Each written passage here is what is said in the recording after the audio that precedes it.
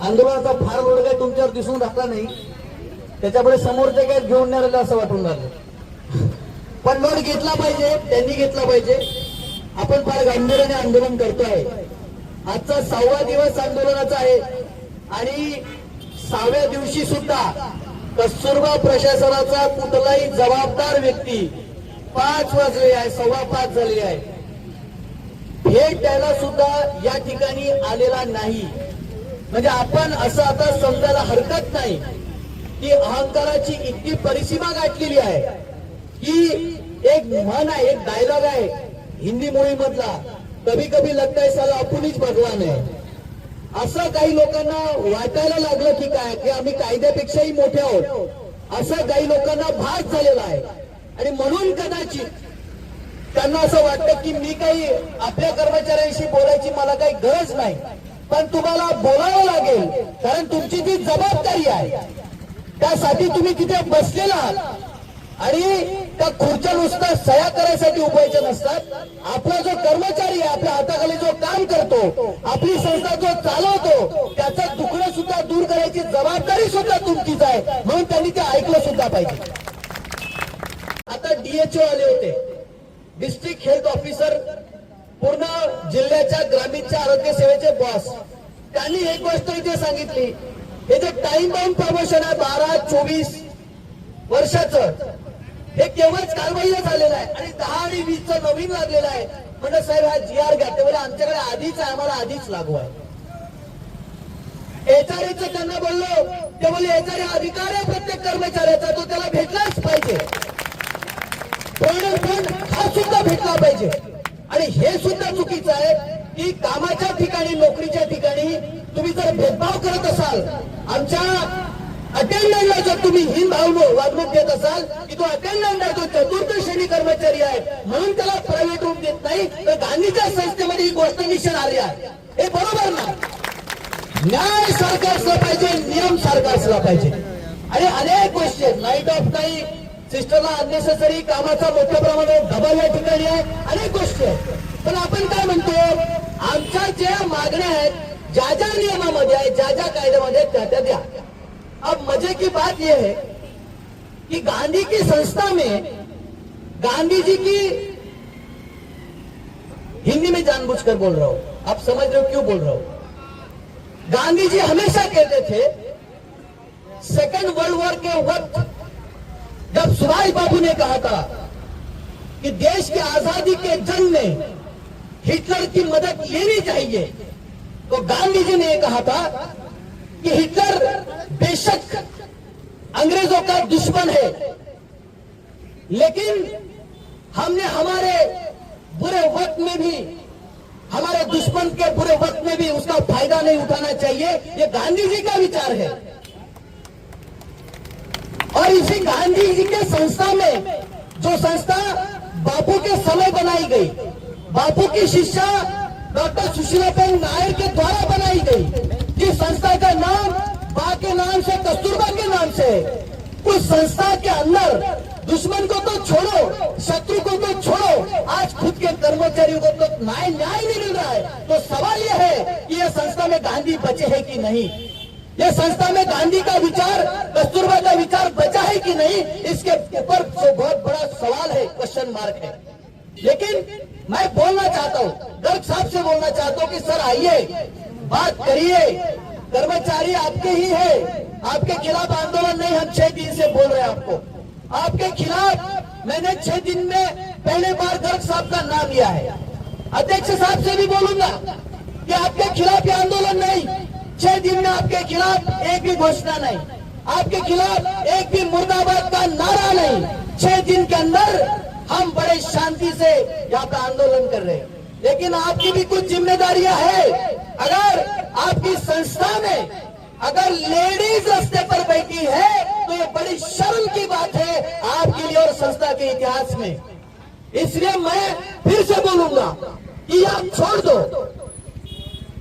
जाना नहीं, बात नहीं करना. आज तो बड़े मजे की बात है, आज DPO साहब अभी गए, सेक्रेटरी साहब से मिले तो उन्होंने कहा है कि हमें गवर्नमेंट के कोई रूल लागू नहीं है. अब बोलो भाई, गवर्नमेंट के पैसे चलते हैं, नियम नहीं चलते, ऐसा कैसा चलेगा? 75% ग्रांट स्टेट और सेंट्रल गवर्नमेंट मिलकर दे रही है, फिर कानून खुद का कैसे हो सकता है?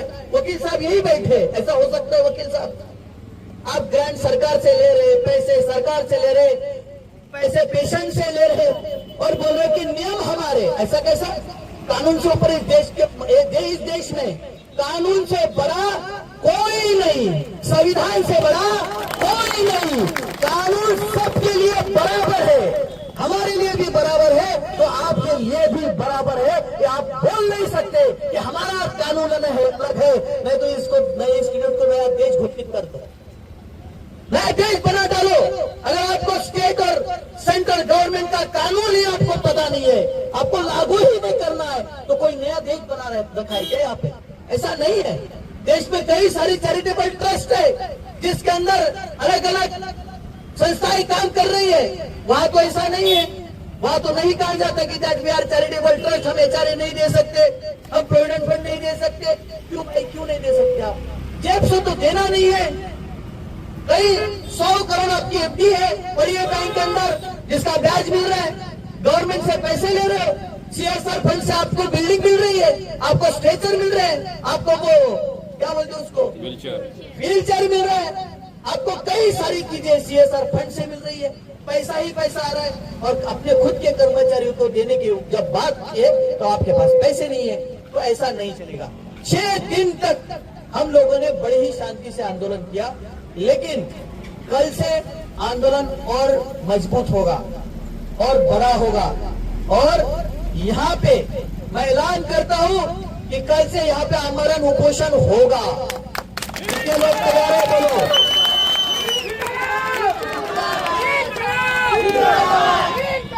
कितने लोग तैयार है? हाथ ऊपर करो। सब तैयार है ना लड़ने के लिए? लड़ना पड़ेगा। अभी आप पीछे अगर हटे तो मिट जाओगे। अभी 50 साल में यहाँ पे कोई आंदोलन खड़ा नहीं होगा। तो अभी ताकत से कल से फिरना है और आखिरी दम तक लढना आहे. आता माघार नाही म्हणजे नाही. आणि आम्ही आमच्या हक्काचं मागतोय. आम्ही तर म्हणतोय भाषणामध्ये, काल परवा पण बोललो मी, जर ही चौथी मागणी झाली, मान्य झाली, तर कोणाला न्याय भेटणार आहे? एमएस मॅडम आणि डीन साहेबांना. कारण प्रमोशन त्यांना भेटेल.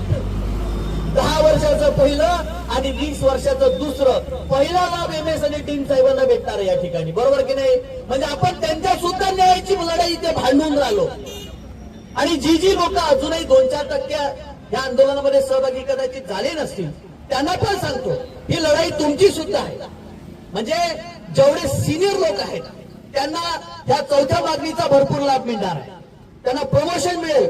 जुनं 12 वर्षाचं प्रमोशन जे भेटतं ते रिवाइज होऊन 10 वर्षाचं मिळेल आणि त्याचा अरियर सुद्धा आपल्याला त्यांच्याकडनं घेता येईल. जे जुने लोक या ठिकाणी ज्यांना पहिलं प्रमोशन मिळेल आणि दुसरं प्रमोशन पुढच्या 12 वर्षांनी नाही तर 8 वर्षामध्ये मिळणार आहे तुम्हाला. ही 4 नंबरची मागणी मंजूर झाल्यास. म्हणून जेवढे संसदेतले सिनियर लोक आहेत, आमच्या इन्चार्ज आहेत, स्टाफ इन्चार्ज आहेत, आमचे सिनियर क्लर्क आहेत, या संस्थेतले सिनियर टेक्निशियन आहेत, या सगळ्या लोकांना, सिनियर सिस्टर सगळ्यांना विनंती आहे की ही मागणी तुमची मागणी आहे, तुमच्या अधिकाराची मागणी आहे. आणि म्हणून तुम्ही या आंदोलनामध्ये मोठ्या संख्येने सहभागी झाले पाहिजे. नुसतं नावापुरतं नाही, सही करण्यापुरतं नाही, तर ताकदीने मनातून सहभागी झालं पाहिजे. हे त्यांना सुद्धा विनंती आहे. कारण ह्या मागण्या जर मंजूर झाल्या तर तुम्हाला मोठ्या प्रमाणामध्ये इथे रिलीफ मिळेल आणि भविष्यामध्ये तुम्हाला नवीन संकट तयार होणार नाही. जे नवीन प्रश्न आमच्या सोबत तयार होतात, जसं काही एखादा पेशंट जर पळाचा पैसे आपल्याला भरायला जे नवीन काहीतरी काढलेला आहे, कोणता म्हणजे तो पाकिस्तानचा कायदा आणला का, इराणचा आणला का, कुठून आणला का, स्वतःचाच कायदा काही संविधान विरोधन बनवलं का, स्वतःचं पाहावं लागेल ते पण. तर असं हे नवीन जे प्रकार आहेत ना, हे आपल्यासोबत तुमच्यासोबत होणार नाही. आणि म्हणून ही लढाई निर्णायक लढाई आहे, निर्णायक वळणावर येऊन ठेपलेली आहे. आणि या लढाईमध्ये वेगवेगळी मंडळी, हे आपल्याला संवेदनशील लोक यामध्ये आपल्या सोबत आहेत. आणि आज आपल्यामध्ये ऍडव्होकेट कपिल वृक्षजी आणि निहाल भाऊ पांडे आहेत. निहालजींना मी विनंती करतो की त्यांनी या ठिकाणी आपल्या बैठकीमध्ये झालेलं जे सविस्तर जे काय बोलणं झालं सेक्रेटरी साहेबांसोबत, त्याच्यावरही बोलावं आणि या आंदोलनाला